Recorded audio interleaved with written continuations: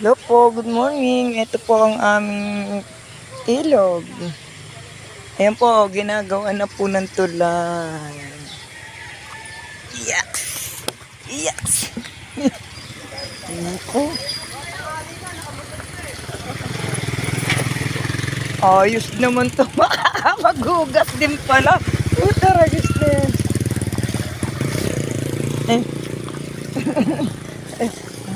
Yung palay ako'y makakapaghugas din, no? Ayan po yung ilog dito sa amin. Doon po bumabaha pag umuulan ng malakas. Ang ginagawa na po ng tulay.